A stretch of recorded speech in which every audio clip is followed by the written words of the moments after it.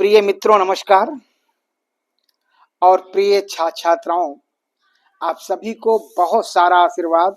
आप सभी लोग स्वस्थ रहें, मस्त रहें, मुस्कुराते रहें और खूब पढ़ाई करते रहें। प्रिय विद्यार्थियों, आज का जो विषय है वो है भारत का भौगोलिक परिचय। भारत का भौगोलिक परिचय। आज जो हमारा विषय है वो है भारत का भौगोलिक परिचय। प्रिय विद्यार्थियों, जैसा कि हम सभी जानते हैं, हर विषय का अपना एक परिचय होता है जिससे वो विषय जाना जाता है। उसी क्रम में भूगोल विषय का भी अपना एक भौगोलिक परिचय है और उसी परिचय के माध्यम से भूगोल विषय के अध्ययन में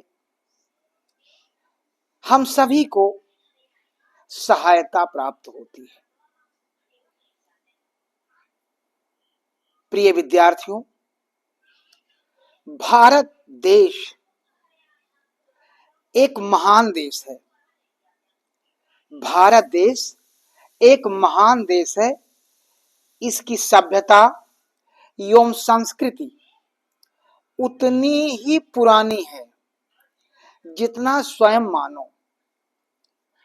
भारत एक हमारा जिस देश में हम निवास कर रहे हैं वो देश भारत एक महान देश है और इसकी सभ्यता और संस्कृति उतनी ही पुरानी है जितना कि स्वयं मानव। प्रिय विद्यार्थियों, इसकी विशालता के कारण यानी भारत देश की विशालता के कारण इसे उपमहाद्वीप की संज्ञा दी जाती है। भारत देश की विशालता के कारण इसे उपमहाद्वीप की संज्ञा दी जाती है। विद्यार्थियों, ये एशिया महाद्वीप के दक्षिण भाग में स्थित है। यानी अपना देश भारत एशिया महाद्वीप के दक्षिण भाग में स्थित है। यह स्वयं एक महाद्वीप जैसा दिखता है। भारत देश स्वयं एक महाद्वीप के जैसा दिखता है। विद्यार्थियों, यह विश्व का अकेला एकमात्र देश है। यह विश्व का अकेला एकमात्र देश है जिसका नाम हिंद महासागर से जुड़ा है। भारत देश विश्व का अकेला एकमात्र देश है जिसका नाम हिंद महासागर से जुड़ा है।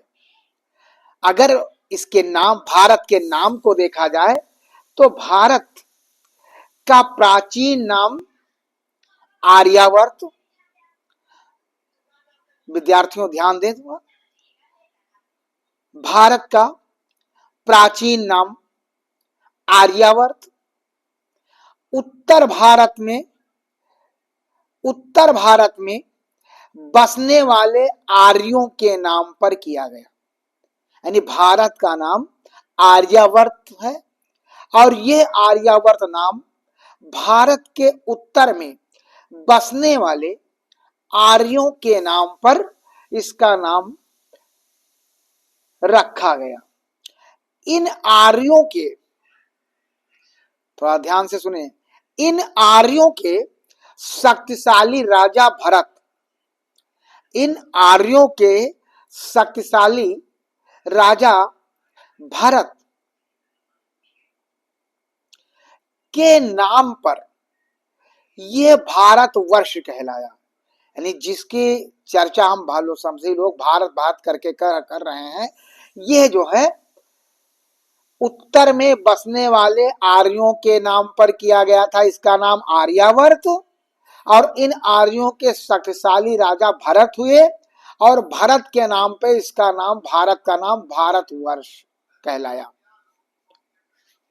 प्रिय विद्यार्थियों, वैदिक आर्यों का निवास स्थान, वैदिक आर्यों का निवास स्थान सिंधु घाटी में था।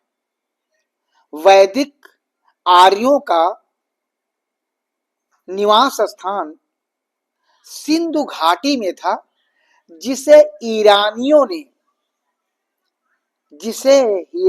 ने हिंदू नदी तथा इस देश को हिंदुस्तान, यानी सबसे पहले हिंदुस्तान नाम किसने दिया? ईरानियों ने दिया। हिंदू नदी तथा इस देश को हिंदुस्तान कहा। यूनानियों ने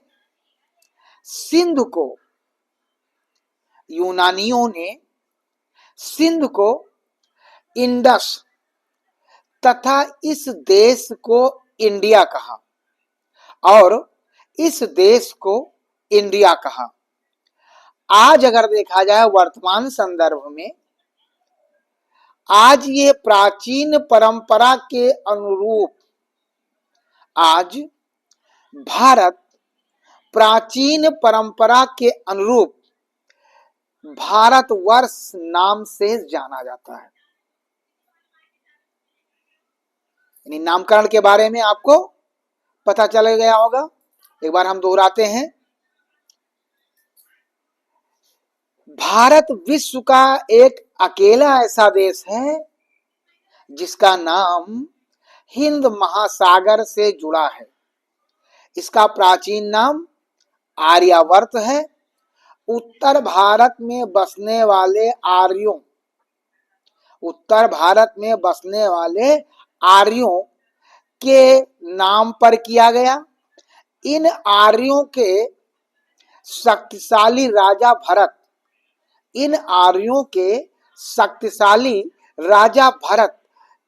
के नाम पर ये भारतवर्ष कहलाया। वैदिक आर्यों का निवास स्थान सिंधु घाटी में था। वैदिक आर्यों का निवास सिंधु घाटी में था,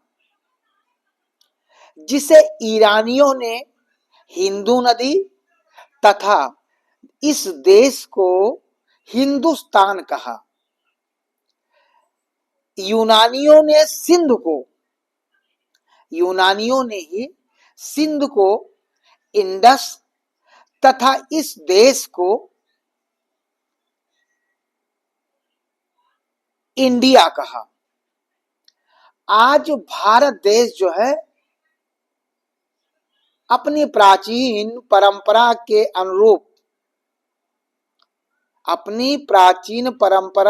अनुरूप अगर भारत को देखा जाए तो ये देश भारतवर्ष के नाम से जाना जाता है। विद्यार्थियों, उम्मीद है कि भारत के नामकरण के बारे में आप सभी को जानकारी प्राप्त हुई होगी और इतना भी जान लें कि विश्व में भारत ही एक ऐसा देश है जो हिंद महासागर से जुड़ा है। इसका नाम हिंद महासागर से जुड़ा है। भारत की अगर आकृति को देखा जाए, प्रिय विद्यार्थियों, भारत की आकृति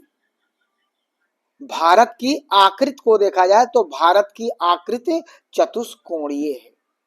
उत्तर, दक्षिण, पूरब, पश्चिम अगर देखा जाए तो भारत की आकृति चतुष्कोणीय है। ये दक्षिण एशिया के मध्य में स्थित है। भारत देश दक्षिण एशिया के मध्य में स्थित है। इसके पूर्व में, भारत देश के पूर्व में इंडोचीन प्रायद्वीप, पश्चिम में अरब प्रायद्वीप, भारत अक्षांशीय दृष्टिकोण से उत्तरी गोलार्ध, भारत को अगर अक्षांशीय दृष्टिकोण से देखा जाए तो, भारत को अगर अक्षांशीय दृष्टिकोण से देखा जाए तो यह उत्तरी, तो यह उत्तरी गोलार्ध का देश है। तथा देशांतरीय दृष्टिकोण से अगर देखा जाए, और देशांतरीय दृष्टिकोण से अगर अगर देशांतरीय दृष्टिकोण से भारत को देखा जाए तो ये पूर्वी गोलार्ध में मध्यवर्ती स्थिति में स्थित है।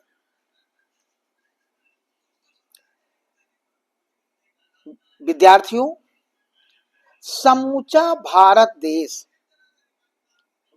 समूचा भारत देश लगभग मानसूनी जलवायु वाले क्षेत्र में पाया जाता है। समूचा भारत लगभग मानसूनी जलवायु वाले क्षेत्र में पाया जाता है, जिसका विस्तार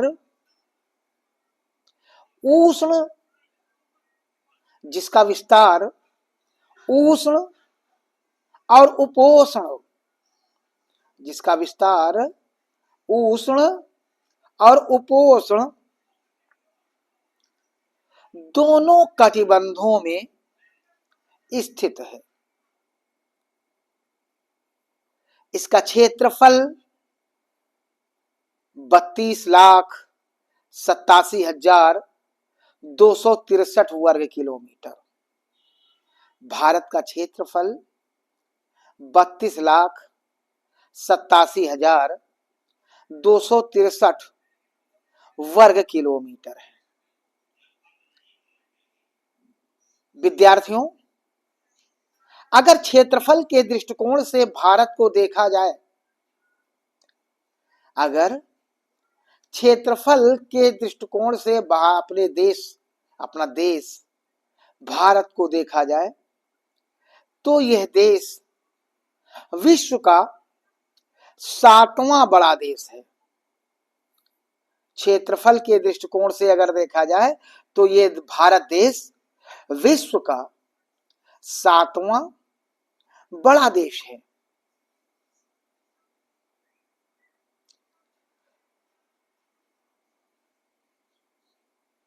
सातवां सबसे बड़ा देश है यह।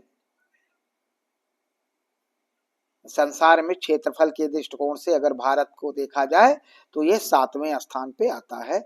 नंबर 1 स्थान पे रूस, नंबर 2 पे कनाडा, नंबर 3 पे चीन, नंबर 4 पे अमेरिका, नंबर 5 पे ब्राजील, नंबर 6 पे ऑस्ट्रेलिया।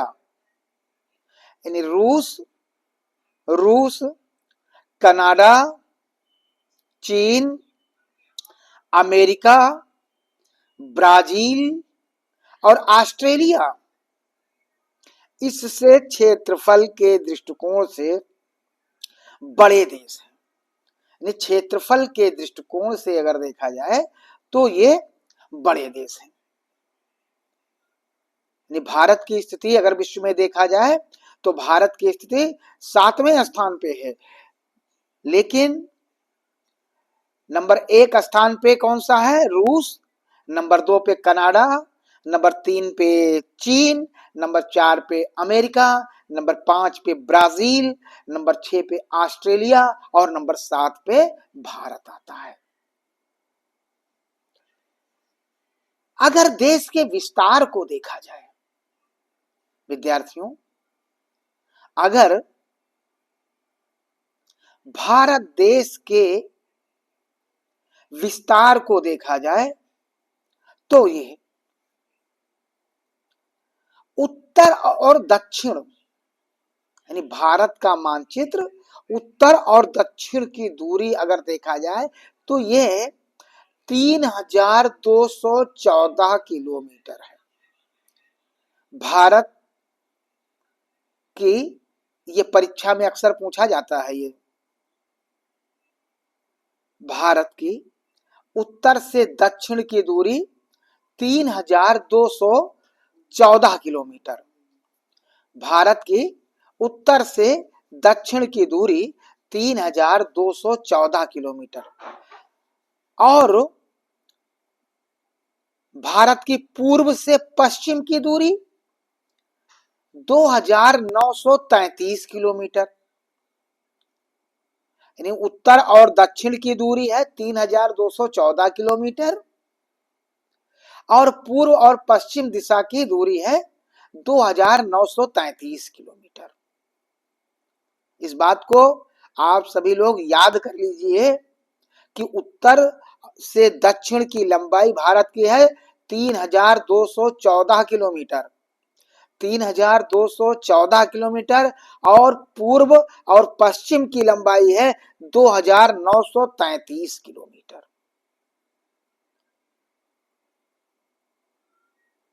ठीक है विद्यार्थियों, यानी उत्तर दक्षिण 3214, पूर्व पश्चिम 2933 किलोमीटर और क्षेत्रफल 32,87,263 वर्ग किलोमीटर भारत का क्षेत्रफल।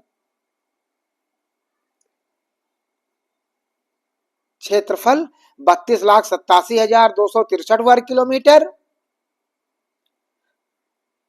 विश्व में अगर स्थान देखा जाए क्षेत्रफल के दृष्टिकोण से भारत का तो विश्व में स्थान इसका 7वां है।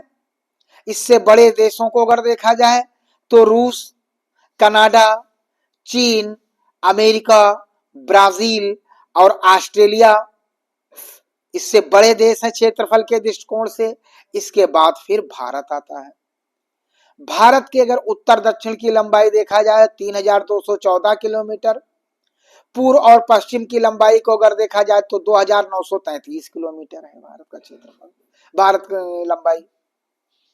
ठीक है, ये चार चीजें परीक्षा में अक्सर पूछी जाती हैं, प्रतियोगी परीक्षा में। ठीक है, यह देश, अब आइए अक्षांश देशांतरी अब चर्चा हो जाए। यह देश भूमध्य रेखा के उत्तर, यह देश भूमध्य रेखा के उत्तर 6 डिग्री 4 मिनट से, यह देश भूमध्य रेखा के उत्तर 6 डिग्री 4 मिनट से 37 डिग्री 6 मिनट उत्तरी अक्षांश, 6 डिग्री 4 मिनट से लेकर 37 डिग्री 6 मिनट उत्तरी अक्षांश तथा 68 डिग्री 7 मिनट पूर्वी देशांतर से, 68 डिग्री 7 मिनट पूर्वी देशांतर से लेकर 68 डिग्री 7 मिनट पूर्वी देशांतर से लेकर 97 डिग्री 25 मिनट पूर्वी देशांतर के मध्य स्थित है। एक बार अक्षांश को हम दोबारा रिपीट कर रहे हैं, आप सभी लोग सुन लें। अक्षांश के और देशांतरीय दृष्टिकोण से अगर अपने देश भारत को देखा जाए तो यह देश भूमध्य रेखा के उत्तर में 6 डिग्री 4 मिनट से 6 डिग्री 4 मिनट से 37 डिग्री 6 मिनट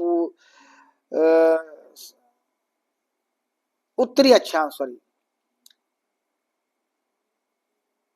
भूमध्य रेखा से 6 डिग्री 4 मिनट से 37 डिग्री 6 मिनट उत्तरी अक्षांश तथा 68 डिग्री 7 मिनट से 97 डिग्री 25 मिनट पूर्वी देशांतर के मध्य ये देश स्थित है। विद्यार्थियों, हर देश का अपना एक मानक समय होता है, हर देश का अपना एक मानक समय होता है। जैसे कहा जाए कि अब इस समय 12 बज रहे हैं तो पूरे देश भारत में 12 ही बजेंगे। तो हर देश का अपना एक मानक समय होता है, ठीक है। भारत का मानक समय 82.5 डिग्री पूर्वी देशांतर। भारत का मानक समय, भारत का मानक समय 82.5 डिग्री पूर्वी देशांतर, जो उत्तर प्रदेश, भारत के राज्य उत्तर प्रदेश के इलाहाबाद शहर के नैनी नामक स्थान से होकर गुजरता है। यानी भारत का जो मानक समय है, भारत का जो मानक समय है वो भारत के राज्य उत्तर प्रदेश के शहर इलाहाबाद के नैनी नामक स्थान से गुजरता है, जो कि देश के मानक समय है, जो कि देश का मानक समय है। ये जो भारत का मानक समय है प्रिय विद्यार्थियों, ये है ग्रीनविच, जो लंदन, जो विश्व का मानक समय है, ग्रीनविच नामक स्थान से लिया गया है विश्व का मानक समय लंदन में। और भारत का मानक समय उत्तर प्रदेश के, भारत का मानक समय भारत के राज्य उत्तर प्रदेश के शहर इलाहाबाद के नैनी नामक स्थान से लिया गया है, जो 82.5 डिग्री पूर्वी देशांतर पे स्थित है। और विश्व का मानक समय जो है ग्रीनविच नामक स्थान से लिया गया है। लेकिन दोनों के समय में अगर देखा जाए तो भारत का समय विश्व के समय अर्थात ग्रीनविच के समय से 5 घंटा 30 मिनट आगे है, 5 घंटा 30 मिनट आगे है। और विद्यार्थियों एक बात और ध्यान से सुन लें, कर्क रेखा भारत के मध्य से गुजरती है।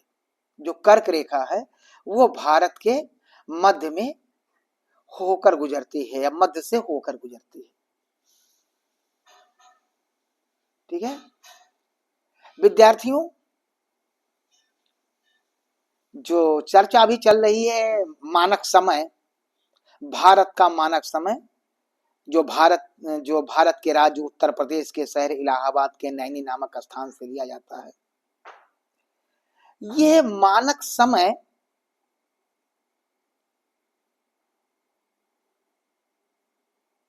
भारतीय मानक समय, एक प्रश्न ये भी प्रतियोगी परीक्षाओं में बहुत आता है कि भारत का मानक समय किन राज्यों से होकर गुजरता है।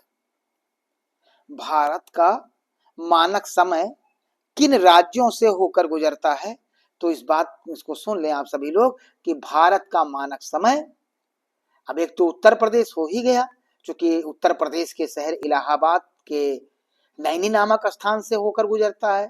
दूसरा मध्य प्रदेश, तीसरा छत्तीसगढ़, चौथा उड़ीसा और पांचवा आंध्र प्रदेश।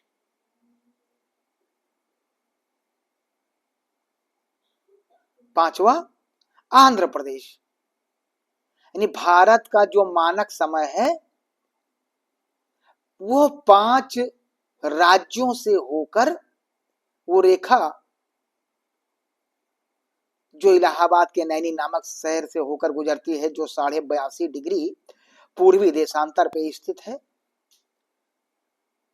वो रेखा उत्तर प्रदेश, मध्य प्रदेश, छत्तीसगढ़, उड़ीसा और आंध्र प्रदेश राज्यों से होकर गुजरती है।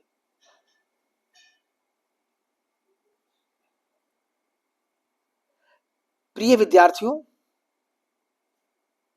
भारत के स्थलीय सीमा की लंबाई, भारत के स्थलीय सीमा की लंबाई अगर देखा जाए तो 5200, सॉरी गलत हो गया, भारत के स्थलीय सीमा की लंबाई 15200 किलोमीटर, भारत के स्थलीय सीमा की लंबाई 15200 किलोमीटर तथा मुख्य भूमि की तटीय सीमा की लंबाई 6100 किलोमीटर, 6100 किलोमीटर।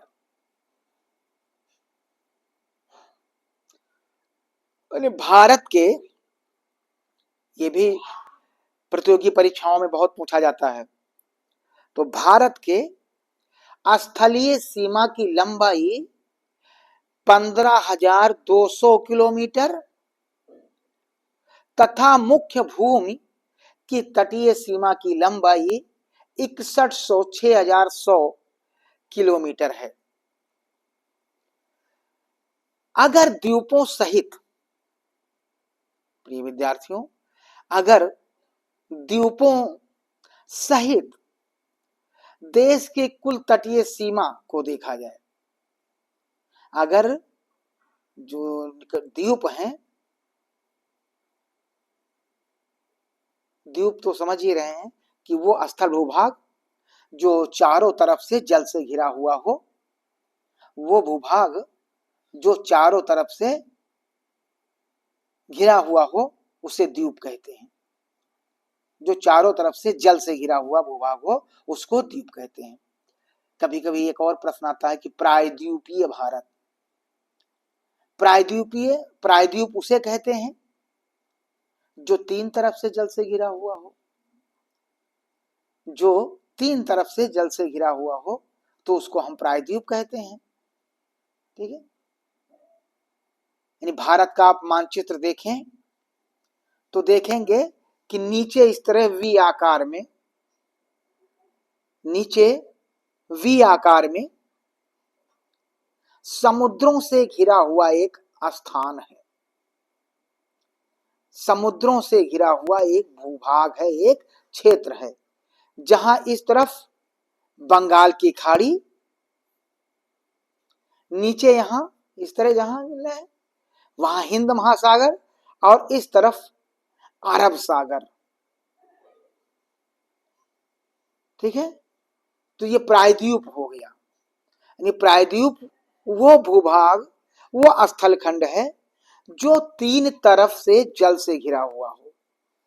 अब इधर ये बंगाल की खाड़ी, नीचे हिंद महासागर और इस तरफ अरब सागर। तो इस तरह भारत का आप मानचित्र देखेंगे तो भारत का मानचित्र नजर आएगा कि उसका जो दक्षिणी भाग है, दक्षिण का पठारी क्षेत्र है, वो तीन तरफ से जल से घिरा हुआ है, बंगाल की खाड़ी, हिंद महासागर और अरब सागर। तो उसको हम प्रायद्वीप कहते हैं।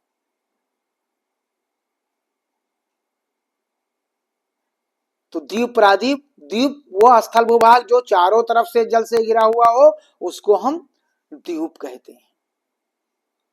वो स्थल भूभाग जो तीन तरफ से जल से घिरा हुआ हो उसको हम प्रायद्वीप कहते हैं। जैसे भारत की संज्ञा दी जाती है कि प्रायद्वीपीय भारत। जब प्रायद्वीपीय भारत, दक्षिण भारत का स्थल भूभाग देखेंगे तो वो तीन तरफ से जल से घिरा हुआ भूभाग होगा, है, सॉरी, तीन तरफ से जल से घिरा हुआ भूभाग है। एक तरफ बंगाल की खाड़ी, दूसरे तरफ हिंद महासागर और तीसरे तरफ अरब सागर।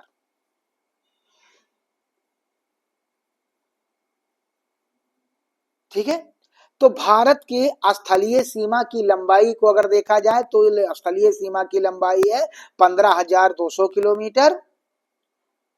मुख्य भूमि से तटीय सीमा की लंबाई है, मुख्य भूमि से तटीय सीमा की लंबाई अगर देखा जाए तो 6100 किलोमीटर। द्वीपों सहित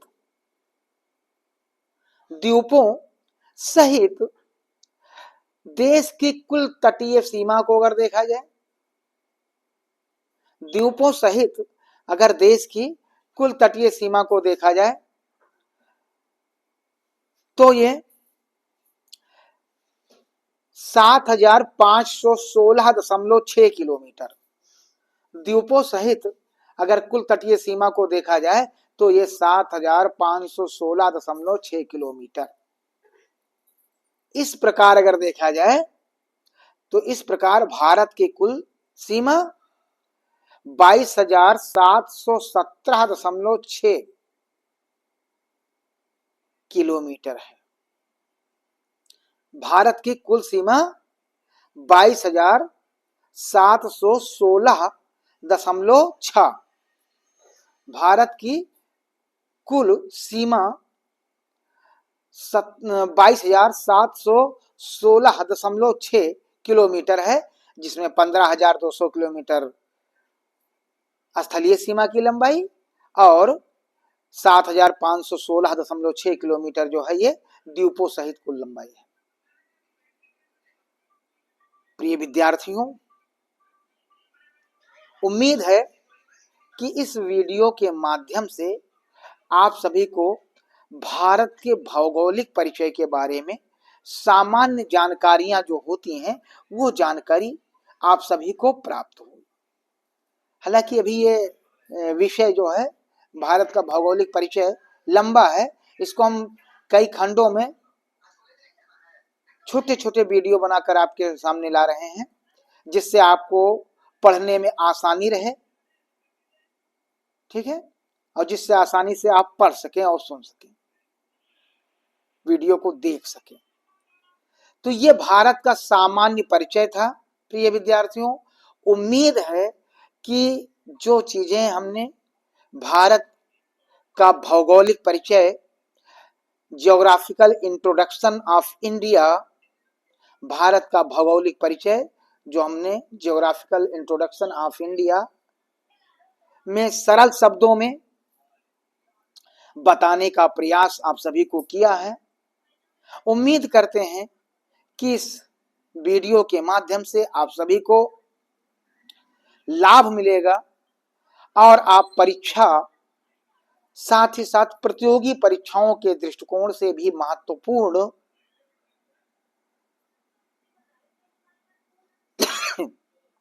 यह भौगोलिक परिचय बहुत महत्वपूर्ण रहेगा, जो किसी भी परीक्षा के दृष्टिकोण से तैयारी के लिए आप सभी को लिए बहुत ही सुगमता और सरलता प्रदान करेगा। मिलते हैं एक नए विषय के साथ अभी नए वीडियो में। तब तक के लिए प्रिय विद्यार्थियों, आप सभी को बहुत सारा आशीर्वाद। आप सभी लोग स्वस्थ रहें, मस्त रहें, मुस्कुराते रहें और अपने जीवन का जो मुख्य कार्य है, मुख्य उद्देश्य है पढ़ाई, उसी में संलग्न रहें। बहुत सारा आशीर्वाद, बहुत सारा प्यार आप सभी को।